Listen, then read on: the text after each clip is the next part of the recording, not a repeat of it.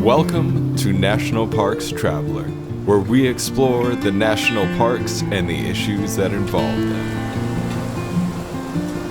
Hi, this is Kurt Repenchek, your host at National Parks Traveler. We spent much of the past week focusing on year-in-review stories, such as our top podcasts, great photo tips from Rebecca Latson, and a roundup of our Exploring the Park stories from 2019. But we also released our first annual Threatened and Endangered Parks package of stories that point to the units of the National Park System that are facing some incredible threats to the very essence of why they were added to the National Park System. You can find those and other stories about national parks and protected areas at nationalparkstraveler.org. This week, we close out the year with a look back at the top stories from around the National Park System. Joining us to discuss those stories is Theresa Pierno, President and CEO of the National Parks Conservation Association.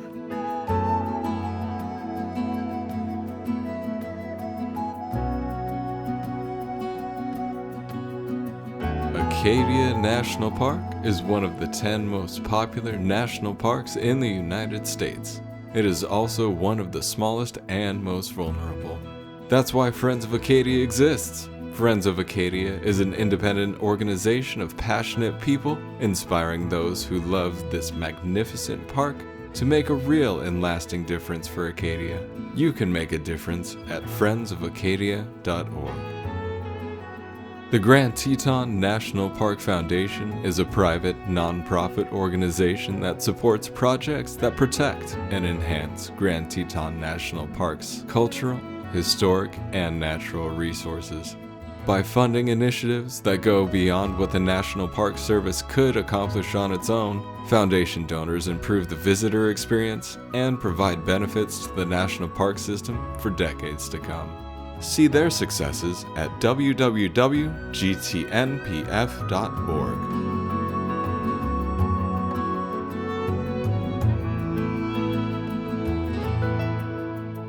The past year brought many news-making events to the National Park System.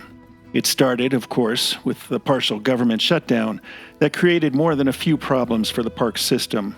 We had the continued lack of a Senate-confirmed director of the National Park Service.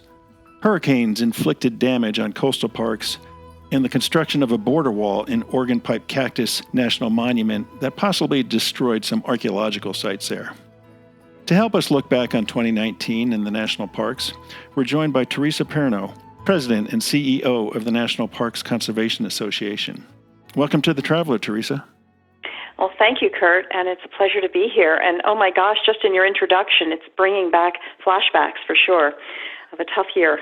It has been a tough year. I mean, there has been some good news coming out of the parks as well, but just starting at January of 2019, the partial government shutdown and the effort by the administration to keep the parks operating with skeleton staffs on the ground, we saw some damage in the parks.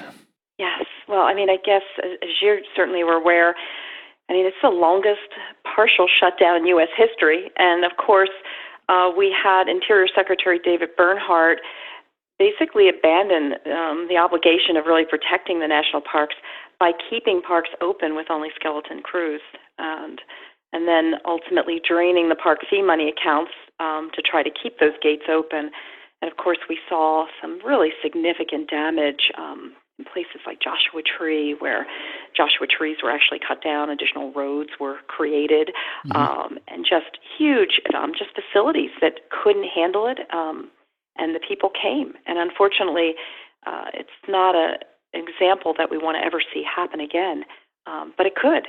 I mean, they have not committed to not doing the same thing if the government shuts down. So it's really a serious issue. You know, in addition to the Joshua Tree situation down at Big Bend National Park, we saw vehicles going around the barriers, driving off into the desert to get around the barrier.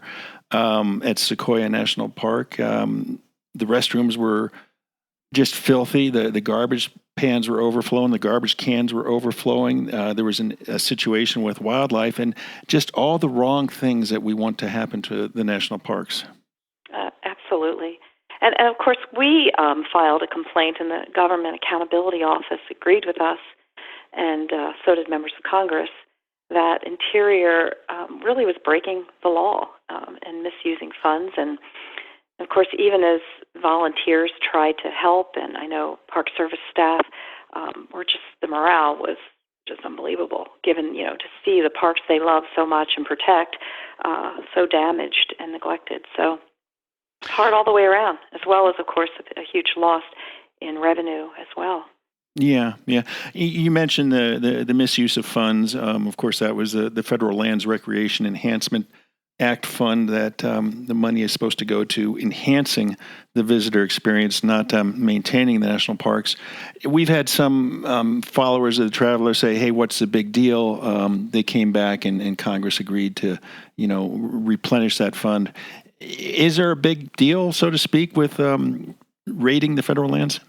Yeah, it absolutely is, because, there were actually projects, and they, as you know, the parks have a long list of needs and efforts that they need to do in order to really have the visitor experience one that they would expect. And, when you take away those funds and that ability for them to have that a little bit of flexibility and ability to do those important projects, it has an impact on visitor center, but impact on the overall morale and the ability for park managers to really manage the parks properly. Along that lines, the Congress adopted a budget for fiscal 21 that carried a 3% increase for the National Park Service operations. At the same time, we're seeing parks still struggling with not enough funding, with reduced staff. National Parks Friends groups are being asked to pay for bone and muscle, as I like to call it, as opposed to the frosting on top of the cake, or to really enhance the park experience. Can the Park Service get by with such small percentage increases from year to year? The answer is no, they can't. When you look at the increase of visitation that they've seen, a 14% increase in visitation during the same period where they've had a 14% reduction in staff. So, visitors are going to continue to notice not only facilities and the maintenance a challenge, but also, fewer park rangers. So you don't have the kind of experience that you once had in a park, which is so critical for families and especially young campers and people that are just experiencing parks in their youth. And really, those are things they're not going to be able to get back. And so when you look at the overall situation the parks are in, while we continue to see, and we're doing better in some cases than other agencies, but the reality is, with the increase in popularity, visitation, and needs, and the continual decline of the operations funding, it's just a perfect storm, really. So I think it's going to be tough. And that, of course, is on top of the ongoing maintenance backlog. And in the coming weeks, we might hear what the new number is. But roughly $12 billion of backlog, and of course, half of that is roads related. But Congress, it seems, has struggled to get this legislation, the Restore Our Parks Act, the support it needs in passage. And I know NPCA has been a big supporter of that legislation. What does your crystal ball say? Well, this is one of the few places where we really see bipartisan support. Just in the House, there were about 330 co-sponsors. As well in the Senate, 47 co-sponsors. So you have, this incredible support by about 70% of Congress that supports the legislation, and you have tremendous support from the average American. And the administration says they're also supportive.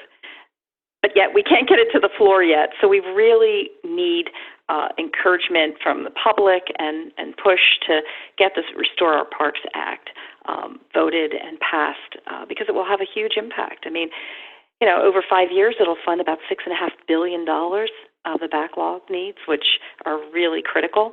So that would go a long way in helping with many of these repairs. And every park has issues, whether it's with roads or buildings or visitor centers that are really seriously needed repairs. So I think this is one that if they can get through this next Congress, this will make a huge difference. And we need everybody helping to encourage their members to support it. Sure.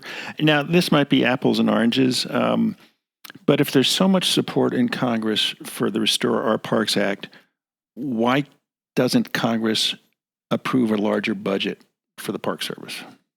Well, as you know, just the way the budget operates, in order for the parks to get more, somebody else has to get less. And, it's a continuing diminishing pot of dollars, and the needs are continuing to increase. And so that's where you need to look at new ways of providing funds and to build that pot up. And, of course, there's a lot of things that haven't even been considered in many, many years. Half of the backlog dollars are transportation needs. Mm-hmm. And so there's an opportunity, but the gas tax hasn't been raised since the mid-'90s. We looked at different kinds of scenarios years ago where an additional penny, the difference that would make to be able to meet all of these transportation needs. But there's been no effort to really look at ways to be able to improve the overall funding for the needs, whether it's environmental needs or the land needs and BLM and all the various different land agencies. And of course, the Park Service, because it sees so many visitors and is so critically important to all Americans, it really is the one that you've got to be able to step up and you've got to be able to protect this incredible resource, or it could be lost. And so, this is where the energy and the will and the excitement seems to be there. But at the end of the day, they get back to the dollars and cents and they say, well, we just don't have it. And we continue to see these very minimal increases and not really being able to come close to meeting what the needs are. Yeah. Looking back at 2019, we also saw the continued impacts of climate change on the national parks. And whether you look at the Alaska park properties and what's happening up there with the permafrost melting, or the seabirds dying from lack of food or whatnot, or you go to the East Coast and Cape Lookout National Seashore and Cape Hatteras were hammered back in September by Hurricane Dorian. That's got to be a concern going forward as well, because it's kind of a wild card that the park managers are dealt with. Will they be hit by another potent hurricane, or what impacts will climate change bring to their landscapes that they have to deal with? No, you're absolutely right. And as bad as the funding picture is, there really is no bigger threat to the future of the national parks than climate change. And as you suggested, it's already destroying so many of our treasures, our natural history and culture. And when you look at sea level rise and you look at 10% of the shoreline was within the national park system of the United States, and look at the number of marine parks that are threatened, places like Cape Hatteras with the erosion that's taking place, the wildfires that's happening in places like Rocky Mountain National Park and the Greater West. I mean, it's just incredible. And just recently, we supported introduction of legislation called the American Public Lands and Waters Climate Solution Act of 2019. I know that's a mouthful. From the House Natural Resource Committee, which is looking at things like science-based guidance for land managers to use for the National Park Service. Yeah. Putting emission targets as a priority above leasing and really kind of updating the leasing cost so that the industry is really paying their fair share. And when they look at developing fossil fuels and public lands that are really, we are all owners of those lands. So, what's happening now is just the opposite. So, we have to, and there are things we can do and that we need to be doing now, and instead we're actually taking actions in energy development and things that are taking us further back. Well, and that's a good point, and that's another big story that continued in 2019. I mean, we've seen active energy exploration in Big Cypress National Preserve that is, damaging the park's landscape and possibly its wildlife. And you go out to North Dakota and Theodore Roosevelt National Park. I mean, if this isn't an irony, I don't know what is. Our most conservation-oriented president, and the national park named after him, and that park is ringed by energy development, active energy development, and it's facing the prospect of an oil refinery on its doorstep. And it's just outrageous. You're looking now at more than 19 million acres of public land that has been offered for oil and gas leasing just since this administration took office. That is just staggering. And while they're doing this, they've really made it much more difficult for the public and really key stakeholders to have a voice in the decisions. And they eliminated different vital kind of environmental protections. And there's really, without really immediate action, parks are going to suffer for a long time from these kinds of leases that are being put in place now. And more than about 45 of over 100 actions that the administration has done threatening the park and public lands, and is basically benefiting the extractive industries, oil and gas development in particular. Mm-hmm. So it's, and we went through a process with the Obama administration where we looked at master leasing plans, if you recall, where we were able to come up with, these are places that are off limits, and these are areas where for leasing oil and gas and other extraction industry, they would be okay. And there was an agreement and there was a plan put in place. And the very first thing that they did when he came into office was kind of throw that out and open it up. And now they're going after places that have impacts on whether it's Grand Teton or Big Cypress or Theodore Roosevelt, and places that we never saw impacts. Right up to the borders of the national parks and even within the national parks for leasing. So it's just completely turned, and it's a very extremist situation we're facing now. We've been talking with Theresa Pierno, the president and CEO of the National Parks Conservation Association, looking back at 2019, the year of news in the national park system. We're going to take a short break, and we'll be right back.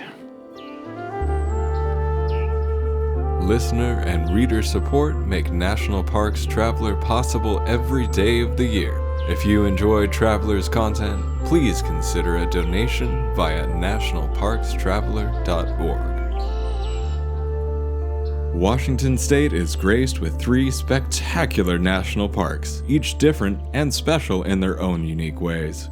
As the official nonprofit partner and the only philanthropic organization dedicated exclusively to supporting these parks through charitable contributions, Washington's National Park Fund has a mission to deepen the public's love for, understanding of, and experiences in Mount Rainier, North Cascades, and Olympic National Parks.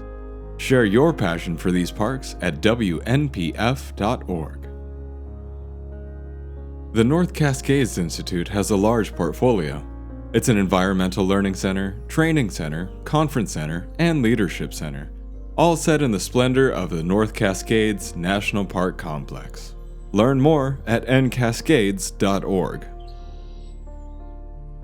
The Blue Ridge Parkway Foundation is the primary nonprofit fundraising partner for the Blue Ridge Parkway. It is made up of people who have a deep love for this majestic road and want to ensure that its natural beauty and the experiences it offers endure for generations to come. Show your appreciation at brpfoundation.org. Dry Tortugas National Park, 70 miles from Key West, just very well might be the most remote national park in the lower 48. But when you arrive, you're surrounded by crystalline waters for snorkeling, kayaking, and relaxing on pristine beaches. There are sunken wrecks to explore, coral reefs swarming with colorful marine life, and history in the brick walls of a Civil War-era fort. The Yankee Freedom 3, departing from Key West, can get you there in a little more than 2 hours. Visit them at drytortugas.com.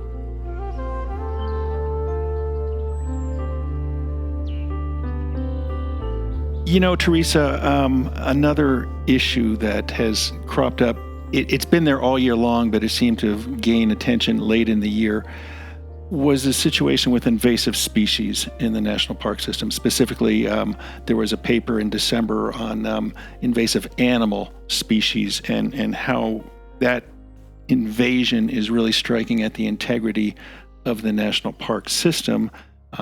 Perhaps the most glaring example is in Everglades National Park, where the Burmese python is the poster child, so to speak, and it's wiping out native mammal populations, raccoons, opossums, etc.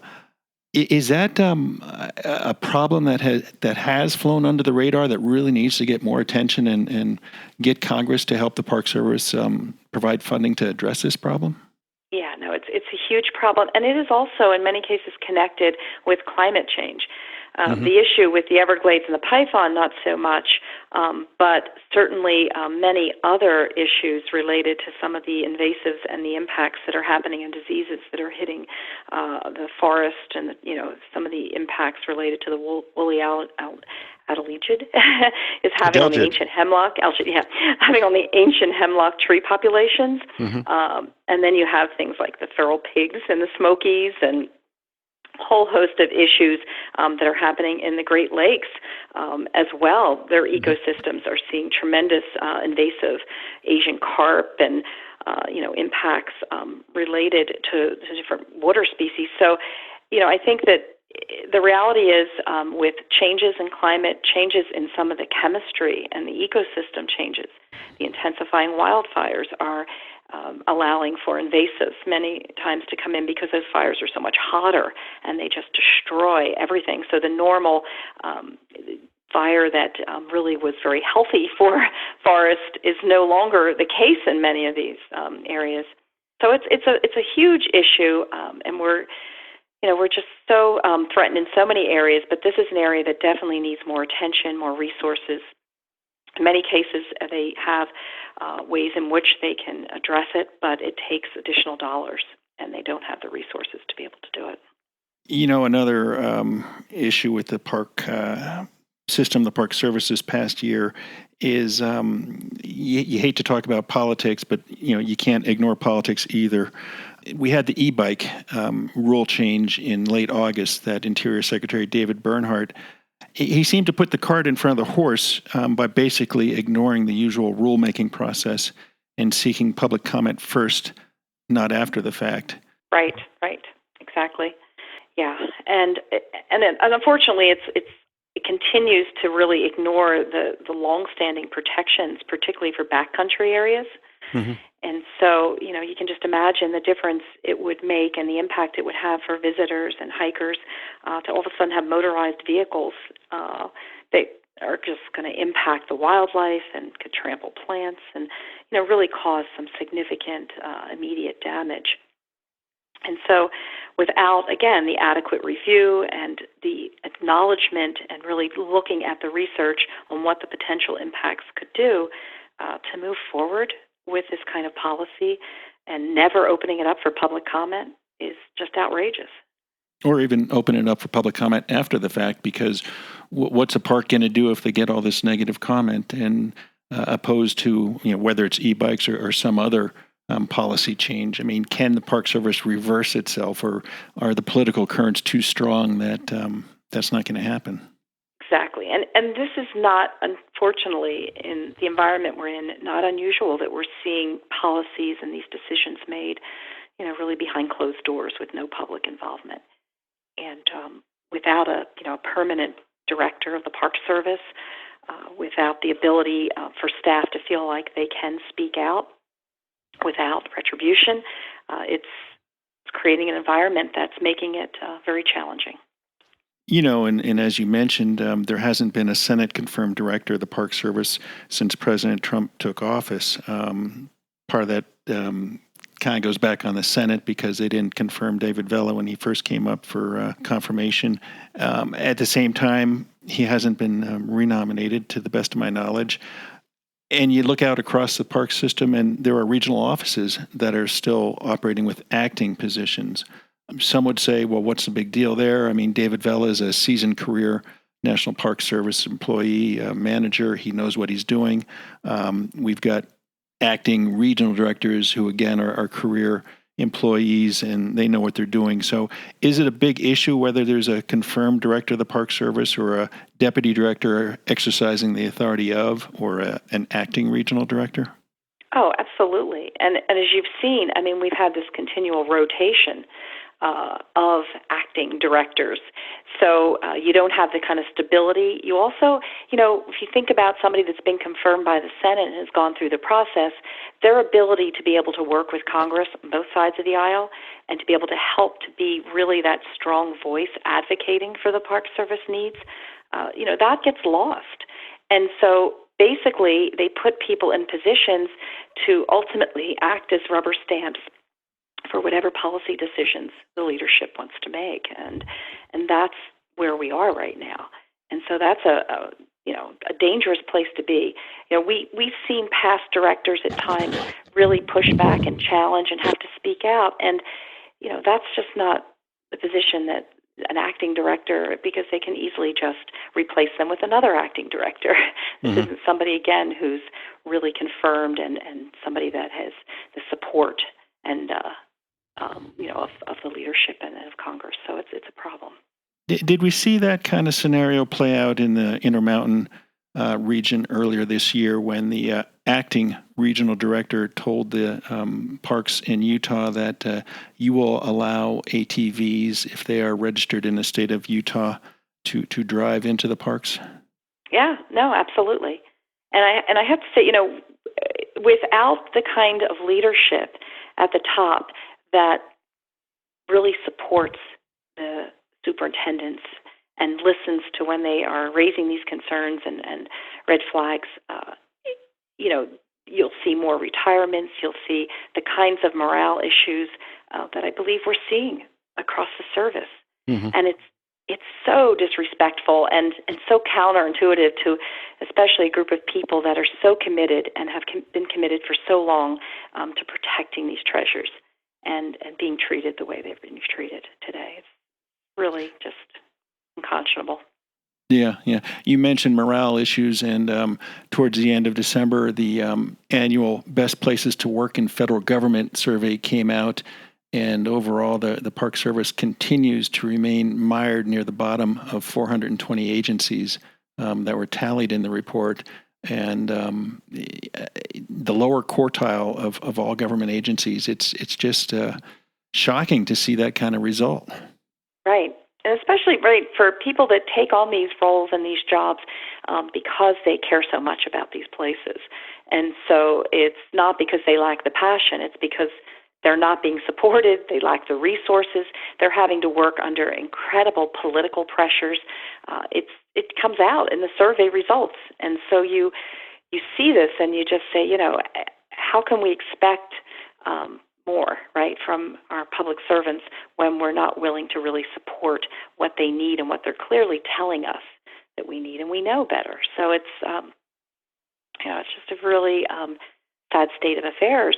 But there's opportunities, there's opportunities to turn some of the support and funding around with the Restore Our Parks Funding Act, and there's the ability for them to step up and really support with bringing on a director of the Park Service and getting them confirmed and really looking at filling those positions and providing the kind of operating support. I mean, there's opportunities, and unfortunately they continue to go and dig deeper in that hole and that disappointment that I know this Park Service is facing and we're all facing that love our national parks. Yeah. Overcrowding. On one hand, it's very heartening to see so many visitors coming to the national parks to appreciate their wonders and their beauty and the history and culture that they preserve and interpret. And yet we're seeing some pretty serious overcrowding issues, and it's probably not spread across the national park system, but certainly, Zion National Park, Arches, Yellowstone at times, Yosemite, Acadia National Park, Rocky Mountain. You can just kind of keep going and going and going. This year we did see Acadia National Park manage to get its traffic management plan approved, and that's designed to control traffic and reduce congestion on the Park Loop Road and at Cadillac Mountain, of course. And yet, Zion National Park, I haven't heard anything positive in terms of movement of their efforts to come up with a management, visitor management plan, and they're seeing resource impacts. They've got 13 miles of social trails in Zion Canyon. Arches National Park, they thought they had a solution, and the Interior Department said, we're not going to go down that reservation road with you guys. And so the Utah Highway Patrol will continue to close the entrance to Arches on those busy holiday weekends when traffic backs up onto the U.S. Highway 191. What can we do about the overcrowding issue? Yeah, I mean, Restore Our Parks Act would be one major step forward and get really serious about making smart and substantial investments in our parks and resources so that visitors can keep coming for generations. Because I think, there's several things we can do as well, is highlighting those parks that are not as popular but are just as fabulous. And I think, Utah did such a great job with their campaign and highlighting, their parks, almost to the point where they've marketed those so strongly, where there's so many other parks that haven't been marketed but yet are actually incredible finds. So I think that would be certainly one way, is really educating the public more and really having a campaign that does that. But also, every park, as you know, is really unique. And so what will work for Acadia might not work for Arches. And so parks really have to have the opportunity to develop their own plans in a case-by-case situation. And they need the support of leadership. Once they develop really, good plans, they need to be able to test it out and move forward, because, otherwise visitors will be disappointed going to these places and then being locked out or experiencing huge waits to get into the national parks, which they're experiencing in some of them today. So, and then also with all of the ability for us to use electronic technology and things in ways, there are certainly ways to be able to improve the whole system and look at reservations and look at ways to move traffic and do it in a way that enhances the visitor experience. And also alerts people to when not to come, maybe come, try to come another time of the year or a different week that might have some lighter visitation. Yeah. Part of the problem with that, of course, is the seasonal employees and when parks can bring on their seasonal workforce. And I know up at Glacier National Park, Superintendent Jeff Mao has voiced to me the concern with climate change. Some people are showing up earlier in the spring before they can get their seasonal workforce on the ground there. And so if you're stretching out either earlier in the spring or later in the fall, it really kind of hamstrings some of these parks that are limited as to when they can bring in their seasonal workforce. I mean, that's absolutely right. And that's where you need to have resources, and you need to look at a plan that accounts for that and has a way to be able to resolve that opportunity so they can bring them in sooner. Because more and more the shoulder seasons are becoming more popular because of problems they're seeing during the high season. And so it's a problem that a lot of parks are experiencing. Going back to the overcrowding situation, I want to look at Arches National Park. It has one main entrance road to it. They're just north of Moab. And the park superintendent, Kate Cannon, who unfortunately is retiring at end of this year, she was looking at a reservation type plan that people could guarantee, we can show up on X day and we'll be able to get into the park. And Interior pushed back and said, no, we don't think that's the best idea. What concerns me is that the Utah governor has suggested putting in a secondary entrance road to the park. And I just wonder, is that in the best interest of Arches specifically and the park system as a whole? Because, well, they did it at Arches, so we can put another entrance in at this park or that park. Yeah, I mean, it's typically not the best solution, because not only does it have huge impacts on the resource, but so you might move people into the park a little faster and be able to help alleviate some of the wait. But then once they're in the park, again, you only have so many pull-offs. Everybody wants to go see the Gentle Arch or the various elements in the park that are really popular. And so now you've got even more people at those sites. So you might be just moving the problem further into the park rather than really alleviating the problem, plus having an impact on the resource. So, those kinds of solutions really would take tremendous study and really looking at what the overall benefit and impact would be.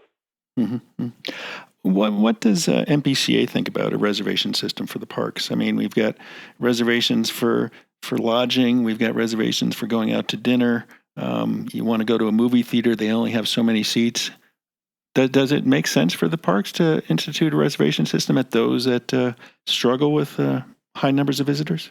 I mean, I think certainly, again, we don't have an overall policy that says absolutely not, no reservation system. I think, again, it needs to be part of a really strategic plan and where it makes sense. And you could have, limited reservations. You could have, there's different ways to do it that could be beneficial for the visitor experience and give people more predictability. So I think it's something, again, that, looking at the overall plan and looking at the individual parks, it might be the best thing to do for certain parks, at least on a limited basis, but and still allow for, people that are willing and want to wait in line and to be able to go the other way. But I think it's individual, case by case. Again, it's not a uniformed reservation system that's going to work. Yeah. Oregon Pipe Cactus National Monument. It's a park that in the 21st century has seen quite a bit of heartbreak and controversy. And the heartbreak, of course, a law enforcement ranger was killed back in the early 2000s. They shut down roughly 95% of the park because it was deemed unsafe for visitors. In 2014, the park was reopened. There had been great work by the Park Service along with the Border Patrol to make it safer for visitors. I was down there, had a wonderful time, didn't see any threats. Now we have a border wall going up. An incredible impact to the park there. Yeah, I was just there last year. In fact, we brought some of our volunteers and our board. The damage is just unbelievable. And of course, now with the approving of the fiscal year 2020 spending bills, it allows for the destruction of the monument and continuing bulldozers to go through and basically plow down the iconic sequoia cacti and impact the fragile wildlife. We knew this kind of damage was possible, but now witnessing it, it's just unbelievable. And, many people, they say, well, it's what's the big deal and its impact. But if you think about the wildlife species that are going to be impacted, and Oregon Pipe is a place with bobcats and coyotes and desert tortoises, mountain lions, and on, and they roam freely in this landscape, and they need to. They need to be able to search for food and water and mates, and the disruption of a wall can already, take an endangered species to the very brink and totally destroy this park and the wildlife really forever. And so to continue with really what's unnecessary new walls when there's so many other options for meeting their needs and what they want to do, it just seems just outrageous. So, and it's really an attack on our national parks.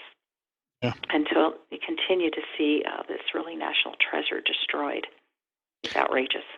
And it's kind of mind-boggling in that, the Border Patrol working with the Park Service had solutions to illegal border crossings, and they seem to have things under control. Yes, absolutely. Yeah. But that doesn't seem to matter, right? That's just being what's actually happening on the ground is not what's moving this wall forward, and that's just so sad to see the politics play out and have the impact it's having on such a beautiful park. Yeah.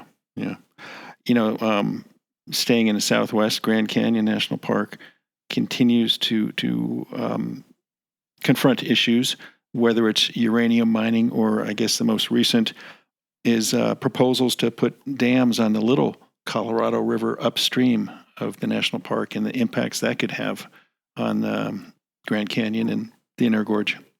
Yeah, no, it's a terrible idea. Absolutely terrible idea. And of course, there's been so many terrible ideas from uranium mining, and of course you continue to see the flow of the Colorado River and the impacts of all of the uses and impacts that have been continuing to reduce the flow, and the challenges in that region are just enormous. And we're continuing to see threats again from extraction industry, and so it's a huge challenge. Yeah. Now, I'd be remiss if I didn't point out that NPCA just is coming to the end of its centennial year. That's got to be an incredible satisfaction to see an organization that's advocated for the parks past the century mark. Yes.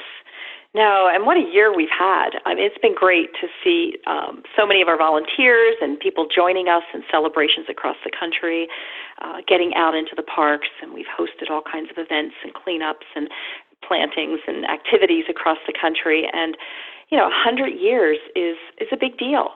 And when you look at the history of the National Parks Conservation Association and the parks that have been created, due in part to some of the work that we've done, and then look at the parks that have been protected.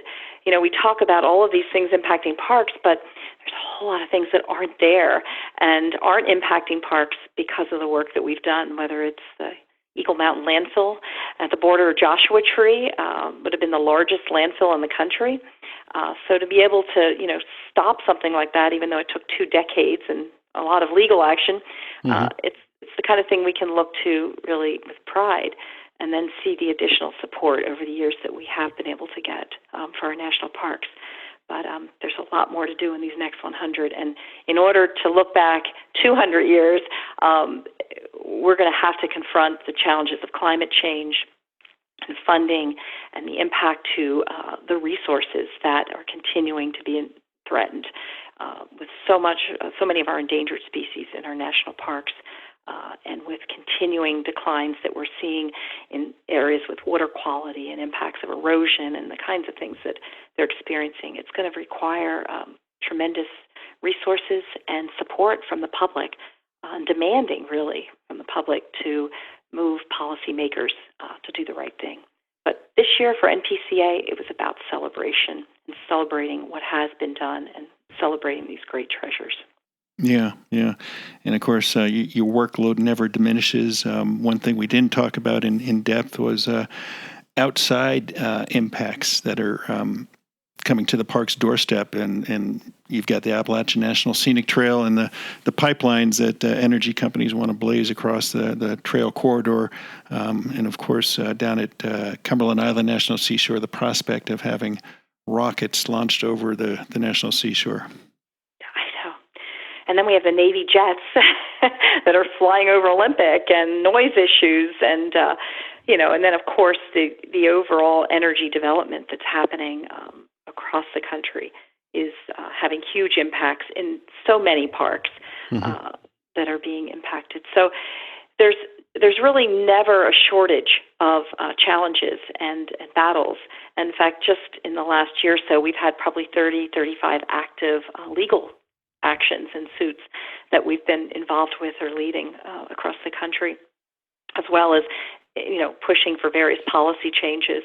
And it's only going to continue, unfortunately, because we don't see this slowing down in any way.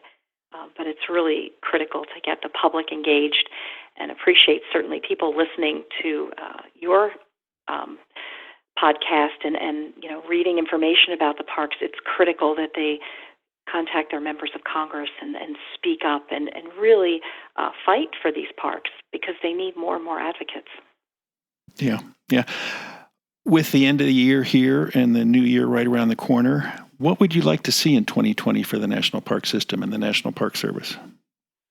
Well, of course, we'd love to see a leader of the Park Service, a director appointed. We'd also love to see the Restore Our Parks Act pass, so that $6.5 billion can really begin to fund the parks. And then the parks able to take a strong, as well as our nation, approach to climate change, and really start to address the issues and put the things in place that need to be done in order to really start to slow, because we're going to have to deal with it, certainly regardless, but we have to start to slow the progression. Otherwise, we really do jeopardize losing these incredible treasures. So that's my hope, and it's a large ask, but we can do it. I mean, and we can. The public is concerned more than ever about these things, and climate, the environment, our national parks are at the top of the list when people talk about what they're most concerned about. So together we can do it, and we just need to continue to work with our legislators that'll work with us, and those that not, continue to really share with the public what's happening and get them to help us. Okay, that's Theresa Pierno, the President and CEO of the National Parks Conservation Association. She joined us today to look back on the National Park System and the National Park Service in 2019. Theresa, thanks so much for joining us. It's been a wonderful conversation. Some of it's partly alarming, of course, but we're moving into a new year, and hopefully it'll be a more beneficial year for the parks. Well, thank you, Kurt. Thank you for what you do. We really appreciate it.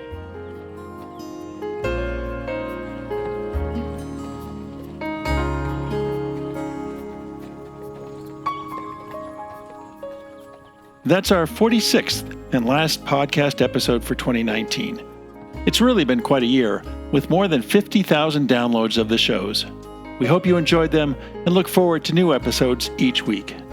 Next week, we'll look at winter destinations in the parks, both cold weather and warm. For National Parks Traveler, this is Kurt Repenchek. See you in the parks. The composers and musicians at Orange Tree Productions have created a unique collection known as the National Park Series that has grown to include more than 30 CD titles. Composed against the backdrop of a park's sounds of nature, these musical scores will connect you with these beautiful places and take you there, at least in your mind. This collection is the #1 selling National Park audio series in the world and provides the background music for National Parks Travelers podcast. Visit them at orangetreeproductions.com. National Parks Traveler is a 501c3 nonprofit media organization that provides daily editorial coverage of national parks and protected areas. Traveler's coverage is made possible by reader and listener donations. Visit us at nationalparkstraveler.org.